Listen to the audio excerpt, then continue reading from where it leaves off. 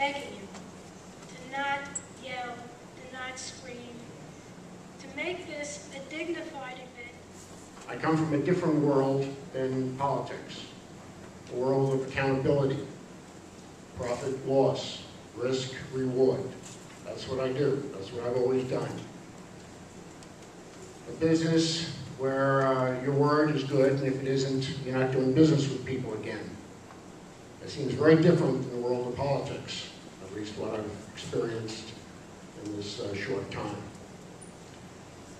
We have some very serious issues that I will address tonight, and I want to address as we go forward. We have a staggering debt that endangers Social Security, Medicare, Medicaid, all the social safety nets that we've built all these years together. They're in danger right now with irresponsible spending. We have a stagnant economy. We are leaderless in Washington. How do we get out of this? Well, we've had this problem before. I'm not offering anything terribly new. When we had the Carter presidency, we were in a stagnant position in 1980 without a great deal of hope and confidence. At that time, we changed direction. We went counter to the popular view at the time. We cut taxes, we stimulated business, we cut regulation. And we went from a 1 or 1.5% growth rate to 6 and 8% growth for 7 sustained years. One of the largest growth rates in the country. We can do it again. They're in danger right now with irresponsible spending. As a non-politician and a businessman, you can ask me questions. You'll even get the truth. For a change. Thank you.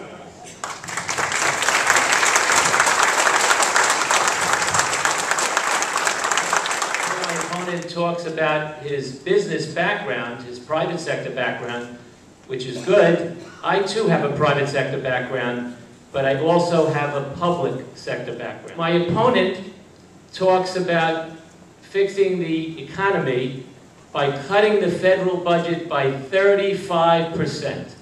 35%. He wants to eliminate the Department of Education. He wants to eliminate the Department of Agriculture. He wants to decimate agencies. I'm for responsible cutting, but not cutting major programs like Social Security and Medicare, preserving the safety nets, and not getting through this deficit by cutting. We have to have some form of taxation. I do not want to tax the middle class.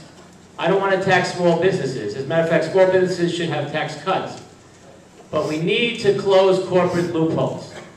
It is outrageous that a company like General Electric made billions and billions of dollars last year and paid $0 in taxes, no federal taxes. We have to end these multinational corporations that export jobs overseas and pay no taxes. We have to stop that. It has to change. We need fair taxation. You state that you are in favor of federal tax hikes for wealthy people. In this congressional district, many households have 2 income earners. Considering the cost of living in this city, including the recent Port Authority toll hikes on bridges and tunnels, the cost of higher education, and being taxed not only by the federal government, but also by the city and the state, what is your definition of quote-unquote wealthy? Are you in favor of tax hikes? And if so, in which income bracket will the tax hikes begin to kick in?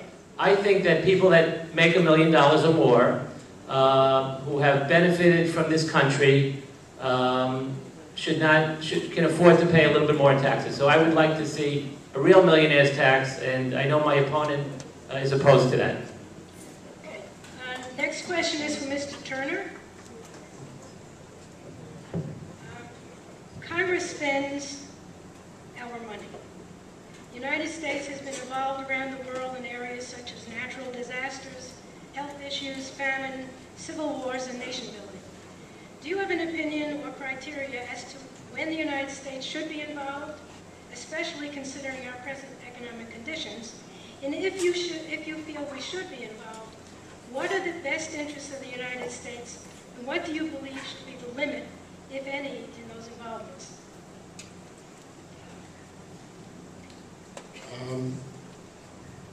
We set up a budget, and then we have emergencies, we have wars. These have to be dealt with. And they're not budgeted by, or dictated by a dollar amount.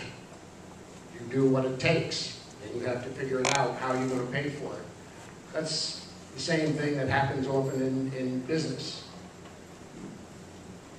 But from a starting point, you need responsible budgeting. Right now, we are spending 40 cents on every dollar that's borrowed. Did you know that? The federal government spends $1. 40 cents is borrowed. It's not terribly responsible. How did we get that way? Well, I'll tell you. We got that way from politicians who tell you you're going to get Social Security and Medicare for the rest of your life and your children's lives, and that'll be protected, it'll never be cut. We're not going to cut any education departments, we're not going to cut anything. And we're going to tax billionaires, and everybody else is going to be okay. Do you believe that? Do you realize what's happening with a budget deficit of $14 trillion that is projected to be at $25 trillion in 10 years? Someone said, you know, you have to cut to get this balance. Well, we do. And 35% over 10 years is hardly irresponsible. To ignore it is irresponsible. Thank you. Returning to the pre-1967 borders, and what do you believe our future relations with Israel should be? You know, I am very committed to the historic relationship between the United States and Israel, the only real democracy in the Middle East. I have a lot of family. My mother's sister has been living in Israel for over 50 years, and many, many cousins. So I am strongly committed to support for the state of Israel, which is certainly in the United States' best interest, and I don't think the pre-67 borders are defensible. I have another question for both of you, starting with Mr. Turner. The newly enacted health care bill, known as Obamacare, is probably one of the most contentious pieces of legislation recently passed by Congress. What is your current position regarding the health care bill, and which aspects of the health care bill, if any, do you support, and which do you oppose, if any? I would try to simplify and get this back to a better basis. There are 7,500 different pricing structures for different procedures. This is insanity. We're only making it worse. We are now regulating the regulators. It's not working. It's not working. Same question?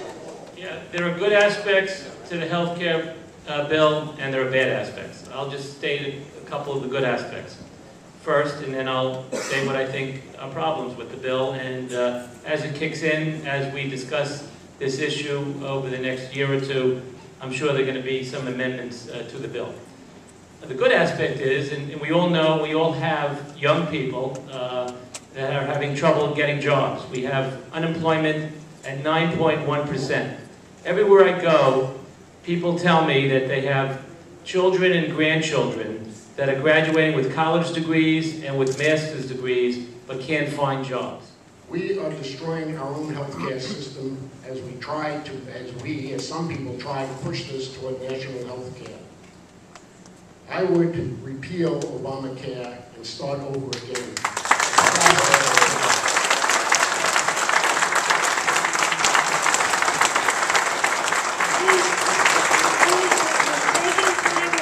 What don't I like about the health care plan? I don't like that it cuts $500 billion out of Medicare over the next 10 years. And I would fight to restore that. Thank you. Mr. Turner, the Republicans have been called the party of no, I quote that.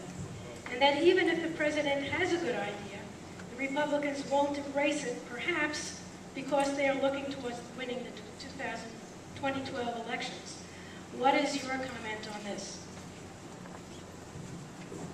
No. Okay.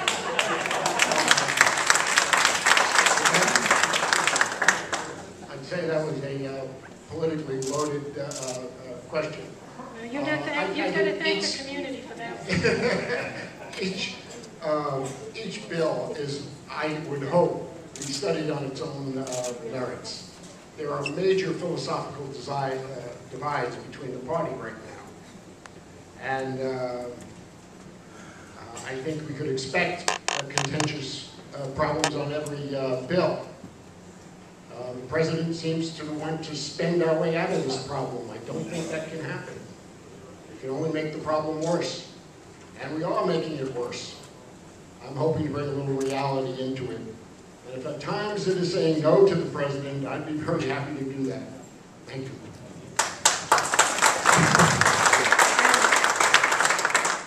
We need to have a millionaire's tax, and we need to cut waste, but not cut waste by cutting Social Security and Medicare. If you're elected to this wonderful job, will you be willing to allocate federal dollars for the much-needed infrastructure repairs needed in southern Brooklyn?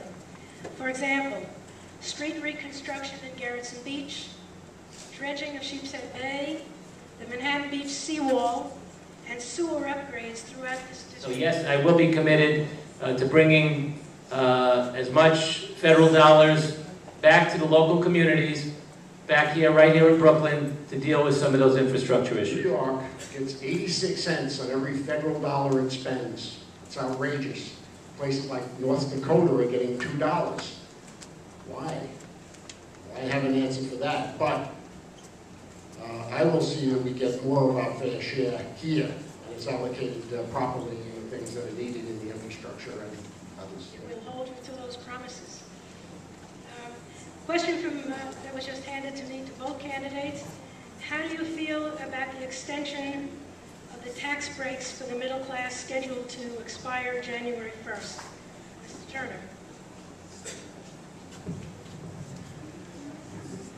I never met a tax I liked, so I'm looking where we can to reduce taxes. We will grow our way out of this problem with increased business, increased job productivity, and we'll get that through lower taxes, tax credits, other incentives. Taxing is regressive.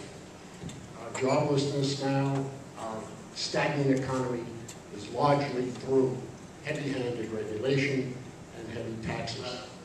I'm happy to see that Mr. Turner has now come around and changed his position once again, something that he's been doing very often over the last couple of months since he's been a citizen candidate. Last November, see tax increases on millionaires and on major corporations that are not paying their fair share of taxes. So I would not be in favor of having it expire. The debate surrounding the building of a mosque near Ground Zero has aroused heated arguments among many people. Do you have an opinion on this emotional topic? Mr. Turner first. No, Mr. WEPRIN first. Everybody's in line here. I'm glad you brought this up because this has become the cornerstone of Bob Turner's campaign. His entire campaign is based on appealing to people's emotions in an irrational way. First of all, he distorted my public position on the mosque issue, where I stated a constitutional right, which I think is a given, I assumed was a given, as the questioner, as Judy pointed out, that we do have freedom of religion and we do have a constitutional right to build a religious institution on private property. But my public position has been, and has been consistent, that in deference to the considerations of 9/11 families and the community, that if they could find an alternative site, that would be preferable.